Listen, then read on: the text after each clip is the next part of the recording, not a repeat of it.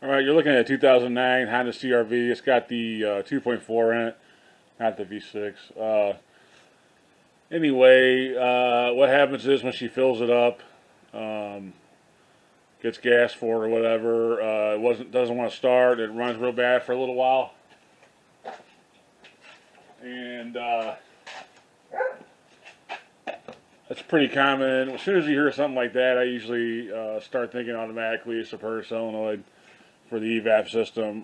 Usually when they get stuck open, when you put gas in, all the vapors from the tank filling up get pushed up to the front, and it just overwhelms the engine, and it can't start, or it's hard to start. A lot of times it'll start, but it's real hard to start. So anyway, we're going to go, and I was going to read the codes real quick. I believe it's got the p0496. Let me look up the codes exactly. I'm pretty sure it's got the p0496. I've already took the purge line off. I'll show you that real quick. But let me verify the codes real quick, and then we'll get back on it, and I'll show you what's going on with it. Yeah, so we had the P145C, and we had the P0496. We also have P0497. Those are the three codes that we have. So the first thing I'm going to do whenever I get something like that, and I hear that it's not starting when you put gas in it, is I'm going to go check the purge solenoid valve and see if it's open. They should be at rest or closed when the car's not running or when the computer's not commanding it on. When the computer commands it on, that's when it should be open. But normally, if the car's off, so what you're going to do is just check this with the car off and make sure that it's not open. If you don't have a vacuum gauge or a vacuum pump like I'm about to show you, you could start the engine, take that hose off, and see if you're getting suction on your hand or your finger. And if you are, then disconnect the solenoid too. Make sure the computer's not trying to command it on for some reason. You just get the solenoid, the electrical, and the hose, and test it from the side that goes down to the gas tank. And there should not be any vacuum on that, so your finger shouldn't feel any kind of vacuum on it. If it does, then you have a bad solenoid, purge solenoid. Also, if you have an electrical problem, which is a little more rare, but say the solenoid itself is not working, it could be closed all the time. That can also cause a problem. So in that situation, you would check the electrical output to it.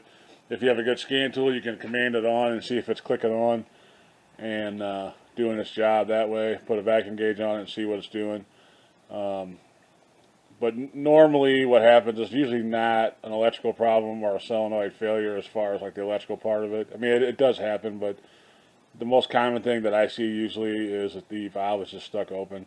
And sometimes you can tap it and it'll start working. So, when you're taking it apart, kind of be careful and not moving around too much or anything. Sometimes you can inadvertently fix them on accident, and then you don't know for sure what's going on with it. So anyway, I'll go over to the solenoid on this, and we'll show you what's going on and how I know that's why it's bad. All right, so on these Hondas 2.4s, the purge solenoid is right here on top. You see it's got one connector going to it. It should be two wires. It has a hose coming off the front of it that goes down to the throttle body. And then it has a hose that comes off the back that goes back to the back by the gas tank. And that's the side you're going to want to test. I got a vacuum gauge hooked up to it. I'm just going to pump it up. When I pump it up, it should pump up and then hold pressure basically indefinitely if it's good. You can see here, I cannot pump it up. So just to test the gauge itself, you can pull it off and hold your finger against it. You can see the gauge is pumping up. So the valve is just stuck open is what the problem is. So we'll go ahead and change it real quick and clear the codes, and then we'll get fuel for it. And that should fix it. So it's a pretty easy fix on these. That's a common thing. No matter what kind of car you have, if you fill it up, if it's running fine, then you fill it up and it starts to run real bad or it doesn't want to start. That's one of the first things I always check, almost before I even scan the codes. I mean, on this one I did scan the codes just to get an idea of what was going on. But if you don't have access to a good scanner or a scan tool and you're at home and you're having this problem, and you want to fix it yourself, and it's pretty easy to get to. There's nothing real technical about it. An easy test for you to do. Like I said, if you don't have the pump, you can start the engine and put your finger on there. Now, if it's stuck open like that, you'll be able to feel suction or hear a vacuum going in. And then if you have an electrical problem, you could run some cables to it and put 12 volts to it and see if it kicks on or off. But like I said, that's less common on these. It's more common that usually the valve just gets stuck open or whatever. So anyway, I'm going to go get the part, and then we'll come back and put it on and clear the codes and see what happens. But that's how you test it. If you can get these vacuum pumps at an auto parts store, if you want to use that, and Harbor Freight sells them too. That's actually a Harbor Freight one there. I had a Mighty Vac one, which is a better brand or whatever, and it's somehow got broke just sitting in the drawer, so I'm kind of mad about that.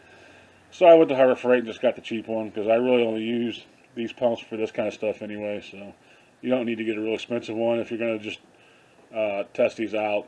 Anything that has a gauge on it and pulls a vacuum. So anyway, we'll get the part, we'll slap it on and see what happens. Alright, so on the 2.4 of the Hondas here, you have 2 screws that come off. It's actually going to be facing like this. You have your electrical connector on top, just pull that off. You have 2 screws, you got a top one and a bottom one. This bottom one's kind of hard to get to. It's not the easiest. You might have to get like an extension or a small screwdriver. And this one, you can tell here, this is an aftermarket one. It's been replaced once before. Now this car does have like 250,000 miles on it. So anyway, but this is kind of a telltale sign. This had this issue before. Yeah, this is an aftermarket one. So we can test this with it off of the car now. And, you know, like I said, you just put it on the end. And when we hook the gauge up to it and pump it up, it's just going to go right back down. You can see there, it's not holding pressure. It's going all the way down to 0. So that's the old one. We'll take the new one right out of the box. Hook it up to the solenoid. And you don't have to cover this up or anything because it should be closed if it's working right. And you can see there, it's going to just hold that. Enough with the glare. See, it's not losing pressure. It's just going to hold it. And that's what you want to see on it. So that's an easy way to test it, bench test it. So anyway, I'm just going to put the 2 bolts back in, hook this back up, take the 2 lines, put them back on, and then we'll clear the codes and see what happens with it. Do an evap test on it, and go get some gas in it, and it should cure the problem with this car. So anyway, I'll put this back together, and then we'll do an evap test and put some gas in it and see what happens. Alright, so I'm just performing an evap function test now on the scan tool. Your scan tool may not have this. It takes about 15 minutes sometimes to run this. I'm just going to let it run and see what it says. I'm not going to clear the codes. It's got the check engine light on. I'm not going to clear that. Usually on a Honda, if you fix the evap problem, it'll clear it out on its own pretty quickly. So I'm kind of interested to see if it's going to do it on this one. So what I'm going to do is run this test.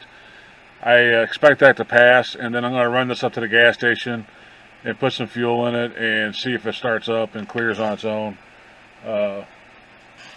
I may end up clearing it, but first I want to see if it'll clear on its own. Usually, you know, sometimes on some cars it takes longer for it to clear it, but it seems like on these Hondas, my experience has been they clear it pretty quickly, or it turns the check engine light off pretty quickly once you get the evap system back into working condition. So we'll see what happens with it. I'm just going to go ahead and let this keep doing its thing and then come back to it. Alright, we're at the gas station. I just filled it up. Took about 7 gallons. And this is when it's supposed to be real hard to start or not start. So we'll go ahead and try to start it here. You can see it started right up. And we got a full tank of gas. So this one's a fix. It's pretty simple on this. It's always the first thing I check, like I said before. When you hear that, most mechanics go right to the purge valve, so that's what they think. Anyway, that's it for this one. Thanks for watching, and as always, God bless.